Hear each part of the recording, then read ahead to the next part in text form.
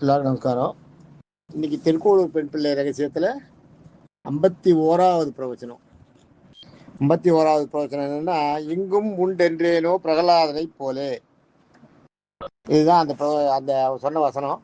இங்கும் உண்டு என்றேனோ பிரகலாதனை போலே அப்படிங்கிறதா அர்த்தம். இதில் இந்த பிரகலாதன் யாருன்னா இரண்யகசிபுவோட பிள்ளை. இரண்யகசிபுக்கு கயாதுன்னு ஒரு ஒய்ஃபு. அவ கருவில் அந்த ஒரு குழந்தை ஆண் குழந்தை சுமக்கிறான்.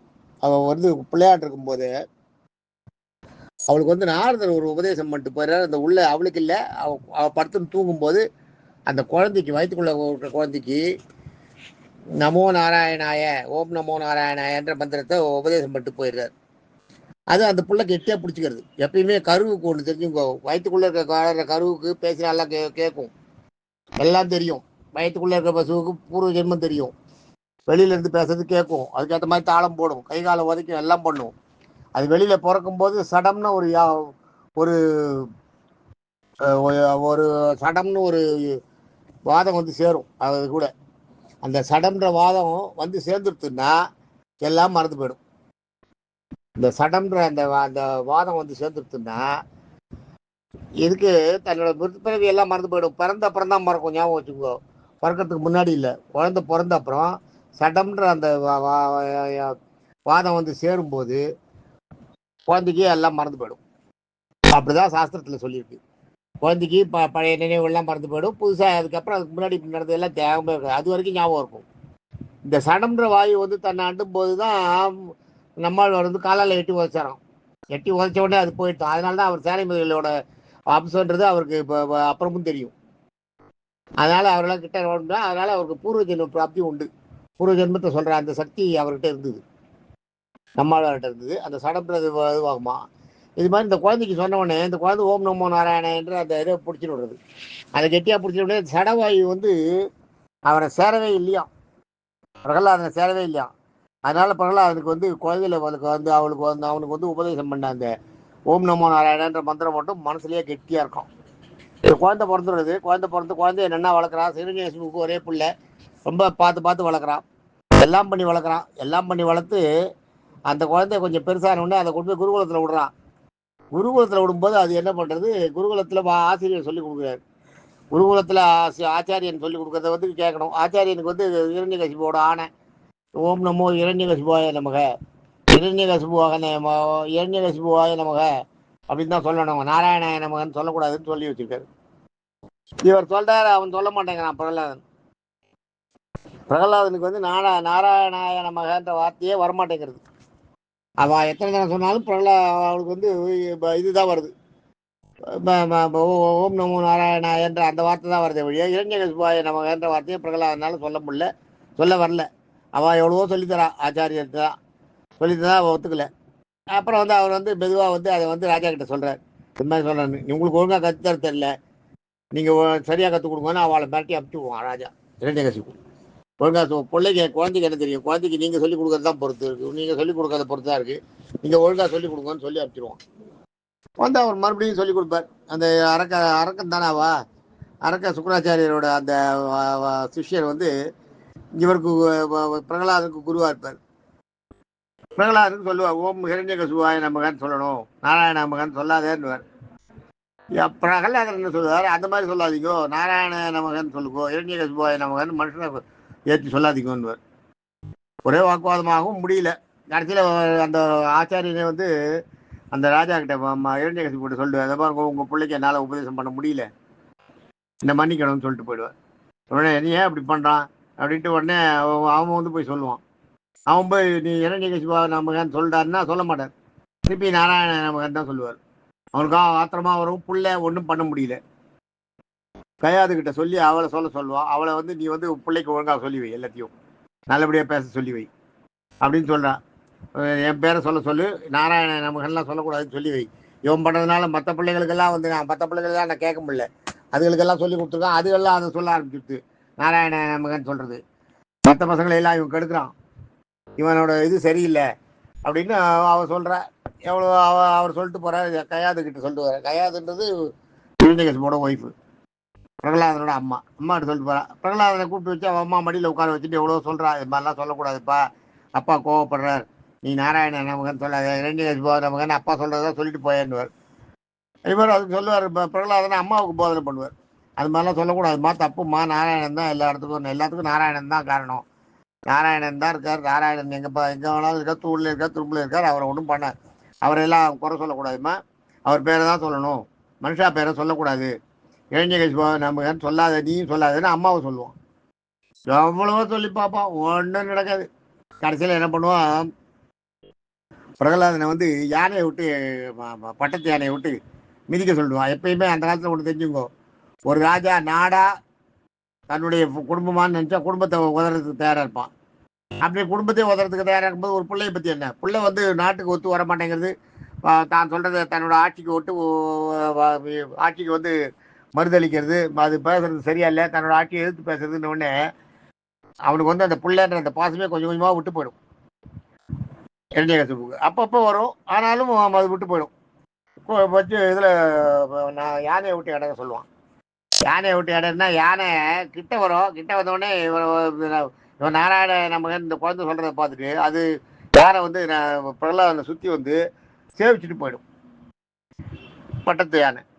இவன் ராஜா பார்த்துப்பா, என்ன இப்படி எல்லாம் பண்ணுறது, எல்லாத்தையும் என்னமோ பண்ணி வச்சிருக்கான் இவன் அப்படின்ட்டு இவனை கட்டி ஒரு இதில் கட்டி மலையிலேருந்து தள்ளி விடுவான். கல்லை கட்டி மலையிலேருந்து தள்ளி விடுவா பிரகலாதனை. ஓம் நமோ நாராயண நமகன்னும் அந்த கல் தப்பமாக மாறிடும், கல் அப்படியே கொடை மாதிரி கீழே கொண்டு விட்டுரும். அப்பயும் அவன் போச்சிடுவான், மறுபடியும் அவன் அதை தான் சொல்லிட்டு இருப்பான். இவனுக்கு என்ன பண்ணுறதுன்னு இரண்யகசிபுக்கு தெரியாது. இரண்யகசிபு எவ்வளவோ வார்த்தையா இறங்கி பணிஞ்சு கேட்பான் அவங்ககிட்ட, இது மாதிரி சொல்லாத இரண்யகசிபு சொல்லி, நாட்டில் உன்னால என்னால் மற்ற வாழையெல்லாம் கண்ட்ரோல் பண்ண முடியல, மற்ற வாழலாம் அதை நீ பிள்ளையே அது மாதிரி சொல்கிறான்னு பேசுகிற, வேண்டாம், நீ ராஜாவோட பிள்ளை, என் பிள்ளை, நீ அதை மனசில் வச்சுக்கோ, என்ன தான் நீ போய் சொல்லணும் அப்படின்னுவா. நீ பெரிய ஆள் தான்ப்பா, அது ஒன்றும் இல்லை, ஆனாலும் நாராயணனோட நீ பெரிய ஆள் கிடையாது, நான் நம்ம சேவிக்கிறது நாராயணன் தான் சேவிக்கணும், நீ நாராயணனை சேவிக்கணும். வரும் இரண்யகசிபுக்கு ரொம்ப ஆத்திரம் தாழ மாட்டாத வரும்.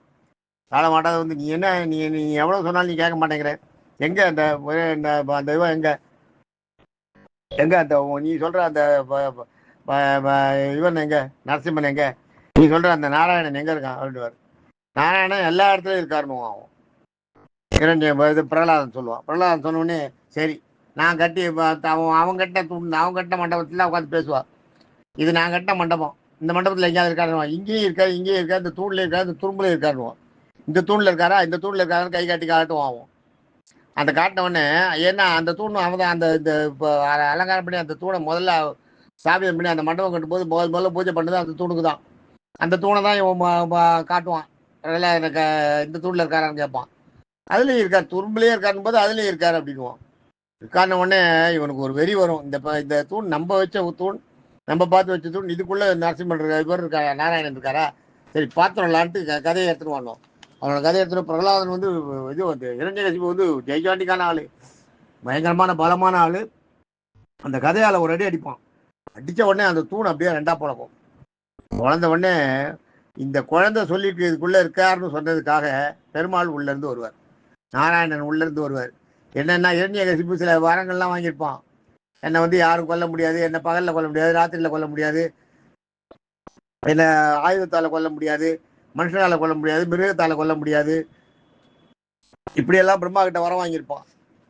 அதனால இவனை கொண்டதுக்கு அவர் சாயந்தரம் அது அந்தி நேரம் வந்து வந்த உடனே பார்க்குறாரு, இவன் சொன்ன இதுக்கெல்லாம் என்னென்னா அந்தி நேரம், ராத்திரிலையும் இல்லை பகலையும் இல்லை, சாகிற நேரம் அந்தி நேரம் கரெக்டாக அவர் உருவெடுக்கிறார். மனுஷனும் இல்லை மிருகமும் இல்லை, மிருக முகம் மனுஷ உடம்பு, என்னன்னு சொல்ல முடியும், அதான் நரசிம்மர். சிம்மம்ன்றது சிங்கம், நரன்றது மனிதனும் சிங்கமும் கலந்த உருவம், அதுதான் நரசிம்மம்ன்றது. நரசிம்மன்றது கூப்பிடுறமே, நரசிம்மன் சொல்றது முகம் சிங்கமாகவும் உடம்பு மனுஷனாக இருக்கிறதுனால தான், நரனாகவும் சிங்கமாகவும் இருக்கிறதுனால தான் நரசிம்மன்றோம். நரசிம்மனா உருவெடுத்து வர்றாரு. ஆயுதங்களால் கொல்லக்கூடாது அவனை, ஆயுதங்கள் அவன் கையில் இல்லை, பூமியிலே இல்லை, ஆகாயத்தில் இல்லாத கொல்லணும், ஆகாயத்தில் சாகக்கூடாது, பூமியிலையும் சாகக்கூடாதுன்னு வர வாங்கியிருப்பான் அம்மா கிட்ட. ஆகாயத்துலையும் பூமியிலையும் இல்லாத நிலப்படியில் வச்சுருவார். நிலப்படியை வந்து ஆகாயம் சொல்ல முடியுமா, பூமின்னு சொல்ல முடியுமா, ரெண்டுமே இல்லை, நிலப்படி மேலே வச்சுட்டு ஆயுதங்களால் கொல்ல முடியாதுன்றார். ஆயுதங்கள்னா இவர் கையில் நகை இருக்கு, அதே அவர் ஆயுதமாக உபயோகப்படுத்துவார், அது ஆயுதம் இல்லையே, வெளியில் மனுஷன் உடம்புலேயே உருவான நகம் தானே, அது ஆயுதம்னு சொல்ல முடியாது. ஸோ அதனால் வயத்தை கிழிப்பர் இரண்யகசிபு, கிழிச்சு அவனை கொண்டுடுவார். அவனை கொன்ன உடனே இவருக்கு அந்த ஹிரண்யகசிபு கொன்னதில் வெறி ஆயிடும். வெறி பிடிச்சி அப்படியே உக்கிரமா இருப்பார். உக்கிரமா இருக்காரு. அவரை தணிக்கிறதுக்கு வந்து மகாலட்சுமியை கூப்பிடுவா. மகாலட்சுமி கூப்பிட்டு நாரதர் எல்லாரும் கூப்பிட்டு மகாலட்சுமி கூப்பிட்டு நீங்கள் போங்க, நீங்கள் போனால் அவங்க கொஞ்சம் சாந்தமடை வர பார்க்கலாம். நரசிம்மன் அனுப்புவா. அவரு போனால் போக மாட்டேங்குவா, பயப்படுவா நரசிம்மர் இருக்கிற உக்கிரகத்தை பார்த்துட்டு. உடனே வேற என்ன வழின்னு உடனே பிரகலாதன் தான் சரியான ஆளு அப்படின்னு பிரகலாதனை கூப்பிடுவா. பிரகலாதனை கூப்பிட்டு பிரகலாதன் நான் போய் கண்ட்ரோல் பண்ணுறேன்ட்டு ஓம் நமோ நாராயணா ஓம் நமோ நாராயணான்னு சொல்லிட்டு நரசிம்மர் கிட்ட போவான். கிட்ட போனோடனே அவருக்கு வந்து இந்த நான் ஓம் நமோ நாராயண என்ற வார்த்தையை பிரகலாதனை பார்த்த உடனே கொஞ்சம் குறையும். அந்த வேகம் கொஞ்சம் பிரகலாதனை அப்புறம் கொஞ்சம் கொஞ்சமாக குறைக்கணும். பிரகலாதனை தூக்கி மடியில் வச்சுப்பார். மடியில் வச்சுட்டு நீ எல்லாம் 24 நிமிஷம் தான் இருக்கிறதுலையே ரொம்ப கம்மியாக அவதாரம் எடுத்து மறைஞ்சது வந்து நரசிம்ம அவதாரம் தான். ஞாபகம் வச்சுக்கோ, 24 நிமிஷம். அதுக்கடுத்தது தான் வாமன அவதாரம் 3 மணி நேரம். வாமன அவதாரம் 3.5 வருஷம், 3.5 வருஷம். அதுக்கு அடுத்தது 3.5 வருஷம் இருக்கு. நான் இது இந்த அவதாரம் வாமன அவதாரம் முதல்ல இருக்கிறதுலே ரொம்ப கம்மியான நேரம் எதுன்னா நரசிம்ம அவதாரம் தான். 24 நிமிஷம் தான், ஒரு நாளைக்கு தான். ஒரு நாளைக்கு அவர் தூணை உடச்சிட்டு வெளியில் வரும்போது நரசிம்ம அவதாரம் எடுத்து வருவார். வந்து கொஞ்ச நேரத்துக்கெல்லாம் முடிஞ்சு போயிடலாம். வந்து 5 நிமிஷம் 10 நிமிஷத்துக்குள்ள இரண்டியனை கொண்டுடுவார். இரண்டியனை கொண்டுட்டு ஒரு 10 நிமிஷம் ஆசுவாசப்படுத்துறது பிரகலாதன் கிட்ட போய் இது பண்ணுவோம். பண்ணிட்டு கடைசியில் பிரகலாதன் எல்லாம் தடவி கொடுத்துட்டு உன்னுடைய பக்தியை மெச்சின, உன்னுடைய விடாப்புடியான உன்னுடைய இதை வந்து ரொம்ப பாராட்ட வேண்டியது அப்படின்னு அவர் நரசிம்மரை வந்து ரொம்ப சந்தோஷப்படுவார். பெருமாள் சந்தோஷப்பட்ட உடனே உனக்கு என்ன வர வேண்டும் கேளுன்னுவார். கேளுன்னு பிரகலாதன் என்ன தெரியுமா கேட்பான், எங்கள் அப்பாவை கொண்டுட்டீங்க, எங்கள் அப்பாவோட இது வந்து எங்கள் அப்பாவோட ஆத்மா வந்து மோட்சத்துக்கு வைகுண்டத்துக்கு போகணும் அப்படின்வான். அப்போ நரசிம்மர் சொல்லுவார், இவன் வந்து வைகுண்டத்தில் இருந்த இவன் தான், துவாரபாலகர்கள் தான். இங்கே இரண்யாட்சனும் இரண்யனுமா பிறந்திருக்கா. இரண்யாட்சன்றவன் முன்னாடியே வராகதாரத்தில் என்னால் கொல்லப்பட்டா. இப்போ இரண்யன் இன்னும் இருக்கான். இரண்யன் தான் இங்கே இருக்கான். நரசிம்மர் நரசிம்ம அவதாரம் எடுத்து இந்த நான் இது பண்ணியிருக்கேன். அவர் மோட்சத்தில் தான் இருக்கார் அப்படின்னு இரண்யனோட பிறப்பை சொல்லுவார் நாராயணன் பிரகலாதனுக்கு. சொன்ன அப்புறம் பிரகலாதன் சாந்தி அடைவான். இப்படியாக இருக்கும். இதைத்தான் சொல்றா இந்த இடத்துல. இப்போ திருக்கோளூர் பெண் பிள்ளை என்ன சொல்றா, இங்கும் உண்டென்றேனோ பிரகலாதனை போலே. இங்கும் உண்டுன்னா பிரகலாதனை வந்து இங்கே இருக்காரா நாராயணன் இங்கே இருக்காரா தூணை காமிச்சு கேட்பான்.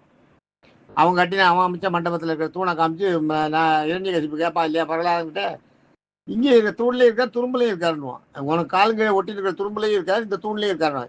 இந்த தூணில் இருக்காரா இந்த தூணில் இருக்காரான்னு சொல்லிட்டு போய் கையில் ஒரு பெரிய கதையை எடுத்துட்டு கதையால் அடிப்பான். அந்த தூணை கதையால் ஒரு அடி அடிச்ச உடனே அந்த தூண் பொழந்துடும். அந்த தூணுக்குள்ளேருந்து வராரு.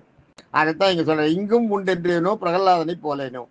இங்கே கூட இருக்கார் அப்படின்னு பிரகலாதன் சொல்கிறார் இல்லையா. அதுதான் சொல்கிறேன். அது மாதிரி நான் ஏதாவது சொன்னேன் நான் பிரகலாதனை மாதிரி? அதெல்லாம் ஒன்றும் இல்லை. நான் ஒரு சாதாரண பொண்ணு. இந்த ஊரில் இருக்கிற இந்த முயல் புழுக்கை வயலில் கிடந்தா என்ன வரப்பில் கிடந்தா என்ன. நான் திருக்கோளூரில் இருக்கணும்னு அவசியம் இல்லை. என்னோட மோர் வியாபாரம் இருந்து நான் என் மோர் வியாபாரம் என்ன ஆகணுன்றதுக்காக நான் வெளியே போகிறேன் அப்படின்னு சொல்லுவா. இதை கேட்ட உடனே ராமானுஜருக்கு இன்னும் சந்தோஷம் தாங்க முடியாது. எவ்வளோ அழகாக பிரகலாதன் கதையை சொல்லிட்டா. ஒரு வாரியில் பிரகலாதனோட கதையை சொல்லிட்டா. இவ்வளோ இது பண்ணோடனே சரி இன்னும் சொல்லுன்னுவார். சொன்ன உடனே அடுத்தது அவர் சொல்லுவாள். அடுத்த இதில் அதை பார்ப்போம். தேங்க்யூ.